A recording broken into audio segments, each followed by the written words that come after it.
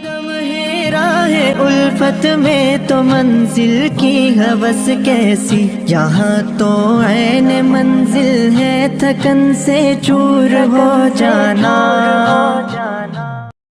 الحمد للہ وحدہ والصلاة والسلام علی من لا نبی بعدہ، اما بعد فاعوذ باللہ من الشیطان الرجیم، بسم اللہ الرحمن الرحیم۔ قل ان کنتم تحبون اللہ فاتبعونی یحببکم اللہ وَيَغْفِرْ لَكُمْ ذُنُوبَكُمْ وَاللَّهُ غَفُورٌ رَحِيمٌ۔ صدق اللہ مولانا العظیم۔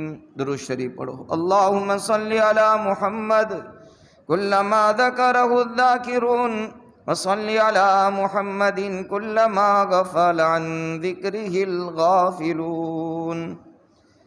یا رب صلی وسلم دائما ابدا علی حبیبک خیر الخلق کلہم۔ قابل احترام حضرات، سامعین کرام، بزرگوں، عزیزوں اور دینی بھائیوں، درس حدیث کی ہماری مجلس میں ہمارا موضوع اور عنوان چل رہا ہے اتباع سنت کی اہمیت اور اس کے فضائل۔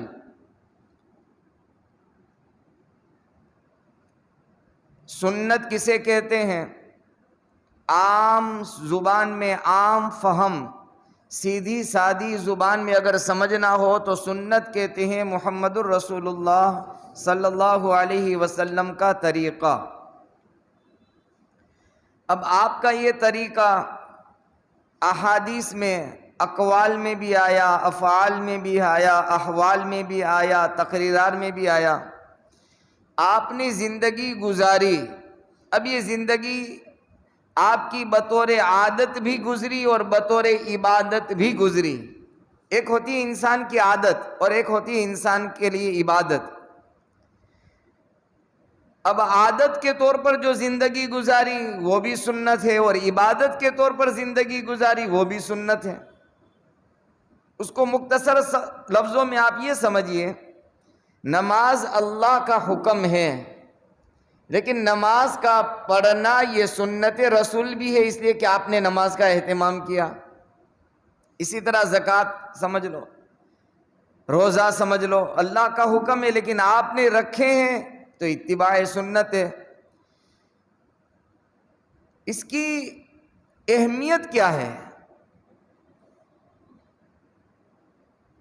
اس کی اہمیت کے لیے اتنا ہی سمجھ لو کہ جو بندہ اللہ کا محبوب بننا چاہتا ہو، اس کے بارے میں اللہ کا صاف اعلان ہے کہ میری محبت اگر تم چاہتے ہو تو فاتبعونی، میرے محبوب محمد صلی اللہ علیہ وسلم کی اتباع کرنی پڑے گی۔ اس کو مثال سے میں یہ عرض کروں، سمجھاؤں۔ جب کسی بچی کا نکاح ہوتا ہے، شادی ہوتی ہے، ان کی انگلیوں میں انگوٹھیاں سجائی جاتی ہے۔ انگوٹھیاں لگنے سے پہلے اتنی وہ انگلیاں خوبصورت نہیں تھی جتنی انگوٹھیاں لگانے کے بعد خوبصورت ہو جاتی ہے۔ سہیلیاں یہ کہتی ہے، تعلقات والے کہتے ہیں آپ کی انگلیاں کتنی خوبصورت لگ رہی ہے۔ یہ جب کلائیوں کے اندر چوڑیاں پہنتی ہے، کلائیاں خوبصورت بن جاتی ہے، کانوں میں بالیاں پہنتی ہے، کان خوبصورت بن جاتے ہیں، آنکھوں میں سرما لگاتی ہے، آنکھیں خوبصورت ہو جاتی ہے۔ علماء نے لکھا ہے کہ جو بھی اللہ کا بندہ محمد الرسول اللہ پڑھو صلی اللہ علیہ وسلم کا طریقہ جسم کے جس بھاگ میں، جس عضو میں لگا دے گا، اللہ کے یہاں وہ خوبصورت بن جائے گا۔ انگوٹھیاں لگنے سے پہلے اتنی خوبصورت نہیں تھی، چوڑیاں لگنے سے پہلے زیادہ خوبصورت نہیں تھی۔ اس لیے علماء نے لکھا ہے اگر اللہ کی نظر میں خوبصورت بننا ہے، دیکھو خوبصورتی وہ نہیں ہے جو دنیا کے انسان کہہ دے اور دنیا کے انسان سمجھ لے، خوبصورتی وہ ہے جو زمین اور آسمان کا پیدا کرنے والا خالق اور مالک اللہ جسے خوبصورت کہہ دے۔ دنیا کی خوبصورتی چند روزہ ہے، اور محمد صلی اللہ علیہ وسلم کے طریقے اپنانے کے بعد کی خوبصورتی ہمیشہ کی ہے۔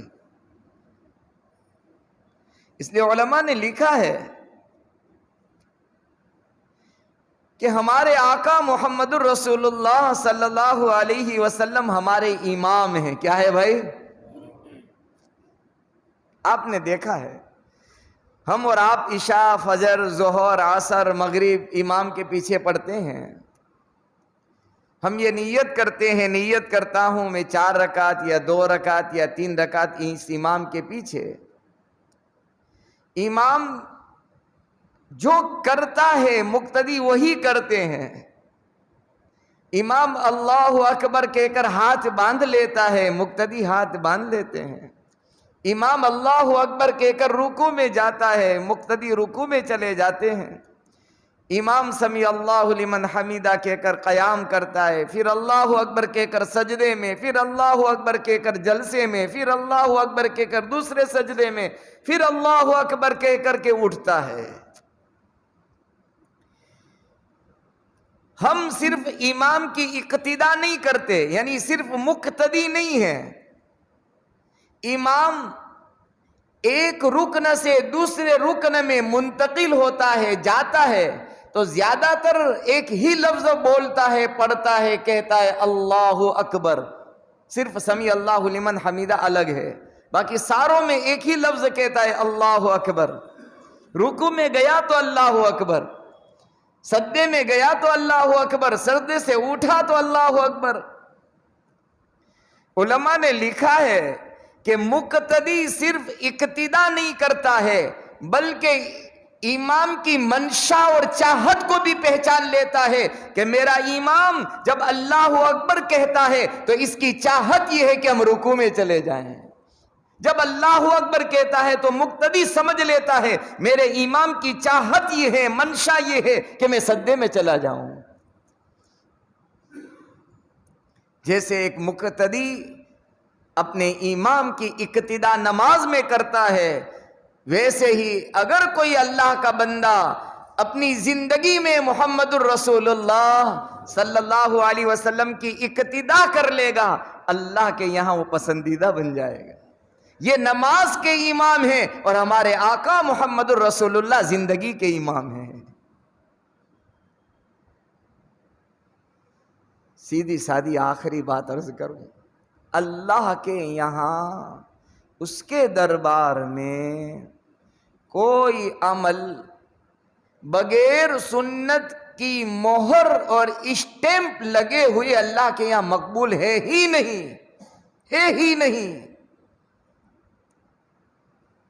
اگر نفس اور دل یہ کہتا ہو تو یہ اپنے دل کو کہہ دینا، بتا دینا، آپ بھی سمجھا دینا، میں بھی سمجھا دوں گا کہ یہ تیرا دھوکہ ہے۔ ہمارے ملکوں میں تو ایسا نہیں ہے، یورپ میں، باہر ملکوں میں جانور کو ذبح کرنے کے سلاٹر ہاؤس ہوتے ہیں، حکومت کی نگرانی میں وہاں جانور ذبح ہوتا ہے، پھر ذبح ہونے کے بعد اس کی جانچ پڑتال تفتیش ہوتی ہے کہ اس میں کوئی بیماری تو نہیں، پھر ذبح ہونے کے بعد جانچ پڑتال کے بعد صاف ستھرا ایک دم کلین ہوتا ہے تو حکومت کی طرف سے اسے ایک سرٹیفکیٹ دیا جاتا ہے، اس پر اسٹیمپ لگتا ہے، مہر لگتی ہے۔ ہمارے یہاں تو وہ بھی نہیں ہے، باہر ملکوں میں چلے جاؤ تو سیب پر بھی لکھا ہوگا، ڈیٹ لکھی ہوگی، انار، بنانا سب پر لکھا ہوا ہوگا، اگر کیلا ہے اس پر اسٹیمپ لگا ہوگا کہ یہ اس تاریخ میں پکا مارکیٹ میں آیا اور اس کی ویلیڈیٹی اتنی ہے۔ یہاں تو 10 دن 20 دن 1 مہینے کا بھی تم بگڑا ہوا سڑا ہوا کھلا دو، کوئی پتہ نہیں چلتا، سب لگا رہتا ہے۔ میرے ایک جاننے والے ہیں آسٹریلیا میں رہتے تھے, ابھی سورت میں رہتے ہیں. کوئی بات پر بات آئی کوئی, تو انہوں نے کہا کہ کوئی سی بات نکلی تھی فون پر یا روبرو یاد نہیں ہے مجھے, تو کہا کہ آپ جب مال میں جاتے ہو سامان خریدتے ہو تو اس کا ڈیٹ بھی دیکھتے ہو کہ نہیں؟ انہوں نے کہا ہم تو کچھ نہیں دیکھتے, جو پڑا وہ لے لیا. تو کہ یہ اچھی بات نہیں ہے. خلاصہ یہ ہے, میں بتانا یہ چاہتا ہوں, سلاٹر ہاؤس ہوتے ہیں, جانور کا گوشت جب باہر نکلتا ہے تو راستوں میں اس کی تحقیق ہوتی ہے, انکوائری ہوتی ہے, اسے پوچھا جاتا ہے کہ کہاں سے لائے, تو وہ کچھ نہیں کہتا, حکومت کا وہ مہر اور سرٹیفکیٹ بتا دیتا ہے, تو وہ چیک کرنے والے سمجھ جاتے ہیں کہ اس پر سکہ لگ چکا ہے, یہ حکومت کا پسندیدہ منظور شدہ ہے.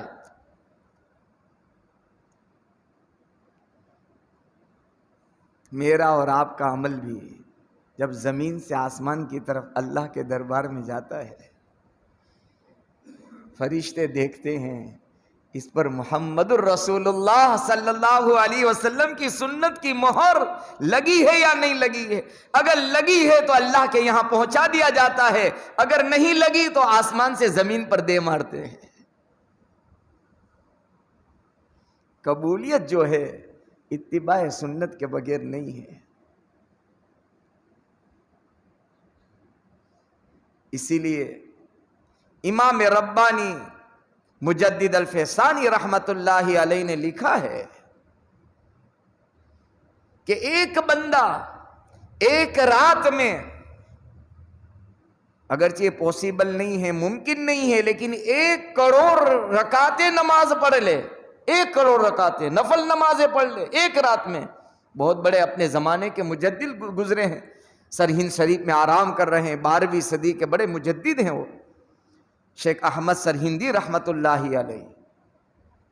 ان کا واقعہ میں نے سنایا تھا کہ ایک آدمی ان کے پاس آیا اور اللہ پاک نے وہ طاقت دی تھی اس کو, کہا کہ تمہاری کیا کرامت ہے؟ تو کہ میری تو کوئی کرامت نہیں ہے. تو کہ میں بہت بڑا کرامت دکھانے والا ہوں. تو کہ بتاؤ کیا کرامت ہے؟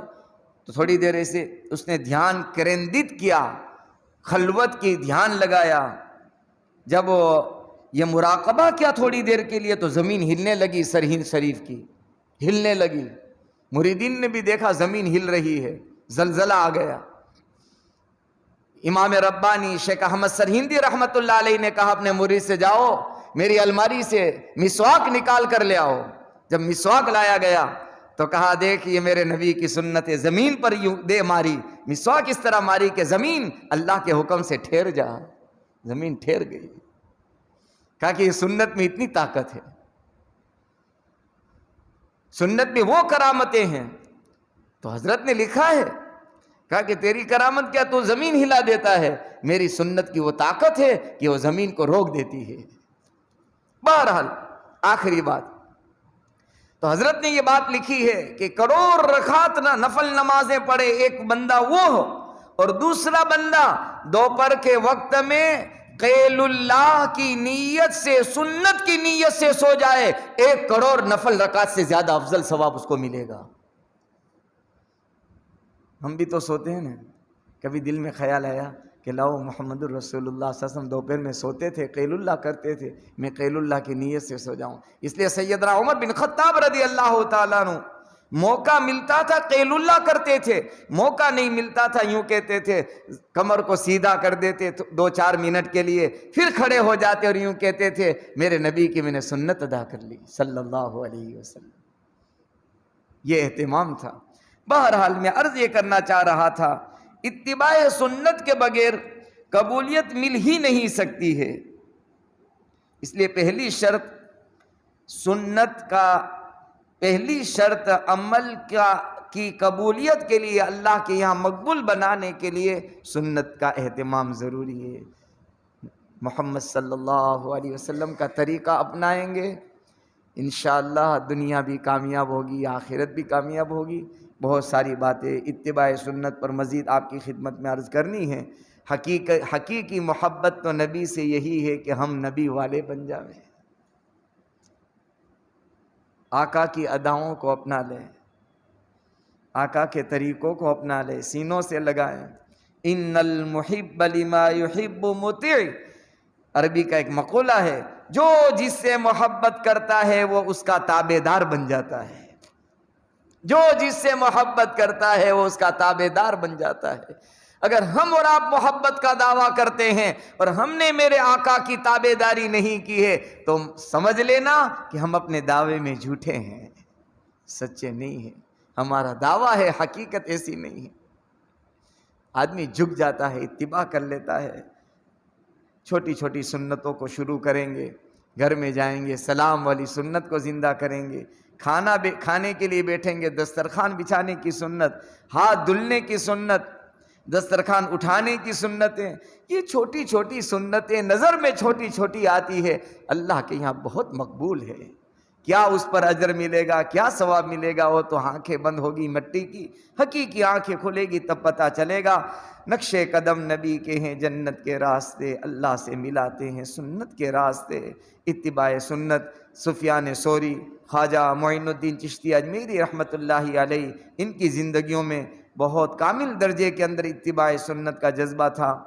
یہ واقعہ بھی میں نے عرض کیا تھا، قطب الدین بختیار کاکی رحمۃ اللہ علیہ کا بیان ہے کہ ایک مرتبہ خواجہ معین الدین چشتی اجمیری رحمۃ اللہ علیہ وضو کر رہے تھے، وضو کرتے کرتے خلال کرنا، انگلیوں میں انگلیاں ڈالنا، یہ خلال سنت ہے، آپ بھول گئے۔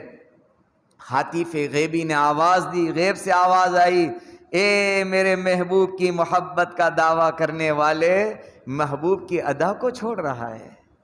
قطب الدین بختیار کاکی رحمۃ اللہ علیہ آپ کے بڑے خلفاء میں سے ہیں، بڑے مریدین میں سے ہیں، وہ فرماتے ہیں کہ ان کا اثر خواجہ صاحب پر مہینوں تک رہا، مہینوں تک۔ غم سوار تھا، فکر سوار تھا، ہم بار بار کہتے تھے تو ایک ہی جملہ خواجہ صاحب رحمۃ اللہ علیہ فرماتے تھے، قطب الدین قیامت کے میدان میں اگر محمد الرسول اللہ نے یہ پوچھ لیا کہ وضو میں میری ادا کو کیوں چھوڑا تھا تو میں کیا جواب دوں گا؟ وہ غم مجھے ستا رہا ہے، وہ غم، وہ ڈر، وہ فکر مجھے ستا رہا ہے کہ قیامت کے میدان میں کیا کروں گا۔ جان بوجھ کر نہیں چھوڑی تھی، ہماری طرح بھول سے چھوٹ گئی تھی۔ اسی طرح سفیان ثوری رحمۃ اللہ علیہ مسجد میں آئے، بایاں پیر داخل کر دیا، آواز آئی، او سور، یا سور، سور کہتے ہیں بیل کو عربی میں، بڑد کو، او یا سور۔ اسی دن سے آپ نے اپنا نام رکھ لیا سفیان ثوری۔ کہا کہ آواز آئی، مسجد میں آ رہا ہے، میرے دربار میں آ رہا ہے اور میرے نبی کی اداؤں کے خلاف آ رہا ہے، تو بیل ہے، بیل، انسان نہیں ہے۔ سفیان ثوری رحمۃ اللہ علیہ۔ ہم کیسے آتے ہیں، ہم کو آپ کو پتہ ہے، یہ دوڑے بھاگے، دھیان رکھنا چاہیے۔ ہمارے ایک جاننے والے تھے، میں نے شاید عرض کیا تھا کہ وہ امام صاحب مصلی پر کون سا پیر رکھتے ہیں وہ بھی دیکھتے تھے۔ اللہ تعالیٰ مجھ کو اور آپ کو نبی کا اتباع اور سنتوں پر چلنا نصیب فرمائے۔ درود شریف پڑھ لے، لک الحمد کما ینبغی لجلال وجہک وعظیم سلطانک، اللہم لا نحصی ثناء علیک انت کما اثنیت علی نفسک، یا رب صلی وسلم دائما ابدا علی حبیبک خیر الخلق کلہم۔ اللہ معاف کر دے، اپنے کرم سے معاف کر دے، اپنے فضل سے معاف کر دے۔ پکی سچی توبہ کے بعد موت عطا کرنا، پکی سچی توبہ کے بعد موت عطا کرنا، اپنی رضا کے ساتھ موت عطا کرنا۔ اتباع سنت کے مطابق زندگی گزارتے ہوئے جی رہے ہوں اور موت آئے، ایسی شکلیں اور صورتیں پیدا فرما دے۔ آج تک کی ضرورت آپ نے ہی تو پوری کی ہے، آپ ہی نے تو پوری کی ہے، آئندہ آپ ہی تو پوری کرنے والے ہیں۔ اللہ اپنی مخلوق کے سامنے محتاج بننے سے بچا لینا، مجبوری والی زندگی سے بچا لینا۔ اللہ کسی کو ہم کہیں کہ میرا ہاتھ پکڑ لے، میرا ہاتھ تھام لے، میں گر جاؤں گا، اللہ ایسی زندگی سے حفاظت کر لینا، قوت، طاقت اور ہمت عطا کرنا، تا دم حیات شریعت اور سنت پر چلنا آسان کر دینا، کلمے کے ساتھ موت دینا، کلمے کے ساتھ دنیا سے اٹھانے کا فیصلہ کر لینا۔ اللہ جو تیرے بندے بندیاں تیرے پاس آ چکی ہیں، ہمارے قریب میں حاجی ابراہیم گئے، اللہ یہ ہمارے ساتھیوں میں سے تھے، جب ہم چائے کے لیے جاتے تھے اکرام کرتے ہوئے کوئی نہ کوئی چیز پیش کرتے تھے۔ اللہ یہ ہمارا اکرام نہیں تھا، یہ تیرے قرآن کا اکرام تھا، یہ تیرے نبی کی حدیثوں کا اکرام تھا۔ اللہ ان کی اور امت کے تمام مرحومین کی مغفرت فرما دے، ان کے درجات کو بلند کر دے، جنت الفردوس میں اعلیٰ مقام عطا فرما دے۔ اللہ ہماری دعاؤں کو، جن لوگوں نے دعاؤں کے لیے کہا، لکھا، سنا، متمنی متوقع ہے، اس پر ہمارا حق بنتا ہے، اللہ ان کی تمام تر حاجات اور ضروریات کو، دنیا کی ہو یا آخرت کی ہو، اپنے خزانے سے پوری فرما۔ وصلی اللہ تعالی علی رسول خیر خلقہ محمد وعلی آلہ وصحبہ اجمعین برحمتک یا ارحم۔